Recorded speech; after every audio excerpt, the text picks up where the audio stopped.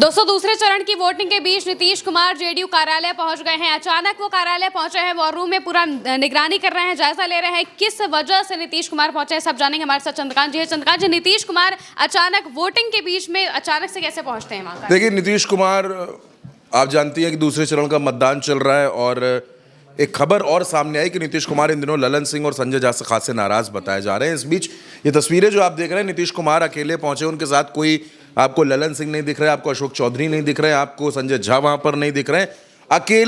अकेले वो हैं नीतीश कुमार, और पार्टी के कुछ तमाम और नेता भी हैं, लेकिन नीतीश कुमार पहुंचे हैं। और सबसे बड़ी बात है, वो पार्टी कार्यालय के अंदर गए, वहां कुछ देर बैठे, उसके बाद पूरे कार्यालय में वो घूमते रहे, वहाँ कुछ लोगों से मिले, वॉर रूम की तरफ गए, वॉर रूम के लोगों से मिले, पार्टी में जहाँ प्रेस कॉन्फ्रेंसेज होती हैं वहाँ पर गए। और सबसे बड़ी बात है कि पार्टी का जो प्रेमाइसेस बना हुआ है उसके में वो चक्कर लगाते हुए नजर आए और कुछ देर वहाँ पर रुके, कुछ लोगों से बातचीत की और उसके बाद वहाँ से चले गए। दूसरे चरण के मतदान वाले दिन नीतीश कुमार का अचानक जेडीयू दफ्तर पहुँच जाना, क्योंकि कोई लॉजिक नहीं था उनके जेडीयू दफ्तर जाने का, कोई वजह ऐसी नहीं थी जिसकी वजह से वो जाते, लेकिन वो अचानक पहुंचे और वहाँ पर उन लोगों से, कुछ लोगों से बातचीत हुई और वहाँ से चले आए। अब इसमें दो तरह की खबरें, दो तरह की बातें कही जा रही हैं। एक तो लोग कह रहे हैं कि नीतीश कुमार ने तय कर लिया है कि अब जेडीयू आगे कैसे चलेगी, पार्टी में आगे कौन कौन से फैसले लेने हैं, ये भी फैसला उन्होंने कर लिया है। कई नेताओं की छुट्टी करने का मन भी नीतीश कुमार ने बना लिया है। सबसे बड़ी बात कि पहले चरण का जब मतदान हुआ, उसका जब वोट प्रतिशत था, वो नीतीश को भी हैरान करने वाला था। नीतीश ने उस पर मीटिंग की, मंथन किया, लेकिन उस मीटिंग में ललन सिंह और संजय झा मौजूद नहीं थे। उस मीटिंग में जो सबसे बड़ा चेहरा था वो मनीष वर्मा का था। मनीष वर्मा पार्टी के महासचिव भी हैं।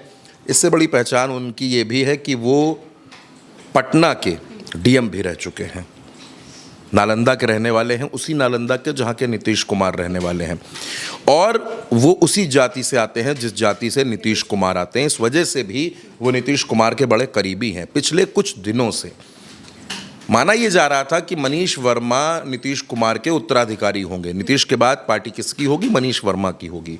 लेकिन इसके फौरन बाद पार्टी में अचानक ललन सिंह और संजय झा का कद बढ़ने लगता है, मनीष वर्मा साइडलाइन हो जाते हैं। लेकिन छठ पूजा के दिन मनीष वर्मा नीतीश के साथ नजर आए थे और अब नीतीश कुमार के साथ ही मीटिंग हो रही है, नीतीश कुमार के साथ ही मनीष वर्मा और दोनों लोग बैठकर मंथन करते हैं। और खबरें तो ये भी हैं कि कुछ दिनों पहले, जब बिहार में चुनाव नहीं था, आज से 3-4-5 महीने पहले, तब नीतीश कुमार के घर पर कुछ बड़े नेताओं की मीटिंगें हुआ करती थी। नीतीश कुमार के घर पर जब मीटिंग होती थी तो उसमें मनीष वर्मा भी मौजूद होते थे। तो मनीष वर्मा पर अब सबकी निगाहें हैं, क्योंकि आपने भी देखा होगा इस पूरे चुनाव में आपको मनीष वर्मा कहीं नज़र नहीं आए होंगे। लेकिन अचानक अब जब परिणाम आने वाला है, कुछ ही घंटों के बाद परिणाम आएगा, तो अब मनीष वर्मा फिर से एक्टिव हो गए हैं और इधर नीतीश कुमार जेडीयू दफ्तर पहुंच गए, अचानक पहुंच गए। वहां पर उन्होंने मुलाकातें की, मंथन किया।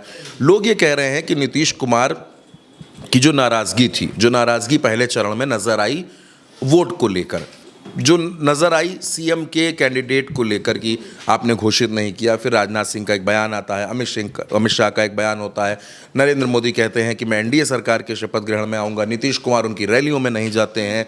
और आपने ये भी देखा कि किस तरीके से संजय झा से वो नाराज़ हुए थे मंच पर।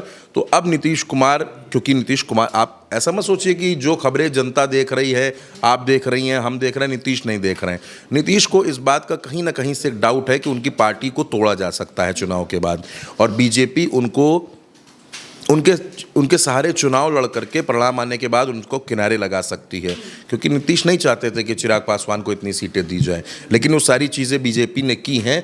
तो अब नीतीश ने अपने कील कांटे दुरुस्त करने शुरू कर दिए हैं, अपने नेताओं से मंथन करना शुरू कर दिया है। यहाँ पर एक और इम्पॉर्टेंट बात है जो मिस हो रही है, वो भी मैं आपको बता दूँ कि मनीष वर्मा को नीतीश ने एक जिम्मेदारी सौंपी थी, और वो जिम्मेदारी उन्होंने ये दी थी कि जितने जेडीयू के पुराने नेता हैं, जो कभी ना कभी जेडीयू में रहे हैं, विधायक रहे हैं, मंत्री रहे हैं, उन सब के साथ आप मंथन करिए, मीटिंग करिए। तो मनीष वर्मा लगातार अपना वो होमवर्क कर रहे थे, और जाहिर सी बात है कि अब नीतीश जो रिपोर्ट्स ले रहे हैं, पहले चरण की या दूसरे चरण की जो रिपोर्ट्स ले रहे हैं, वो सारी रिपोर्ट्स वो मनीष वर्मा से ही ले रहे हैं, उन्हीं से पूछ रहे हैं। एक तरफ मनीष वर्मा का अचानक सुर्खियों में आना, दूसरी तरफ नीतीश कुमार का अचानक जेडीयू के दफ्तर पहुंच जाना, और ललन सिंह और संजय झा का, जैसा कि वरिष्ठ पत्रकार केपी मलिक ने भी इसका दावा किया है कि मीटिंग्स में वो लोग नहीं मौजूद हैं। तो ये सब कुछ दिखा रहा है कि बिहार में नतीजों से पहले या नतीजों के बाद नीतीश कुमार जो भी करेंगे वो चौंकाएगा। बिल्कुल, यानी कि नीतीश कुमार ने पूरी तरह से अब बिहार में चुनाव की कमान अपने हाथों में संभाल ली है। सारी निगरानियां वो कर रहे हैं, हर चीज़ को एक अपने तरीके से देख रहे हैं और पार्टी पूरी तरह से उनके हाथ में है कि उन्हें क्या करना है, क्या नहीं करना है। अब नतीजों के वक्त वो बड़ा फैसला भी ले सकते हैं। देखना होगा कि उनका फैसला क्या होता है। फिलहाल के लिए मेरे साथ इस चर्चा में इतना ही। आप देखते रहिए उल्टा चश्मा यूसी।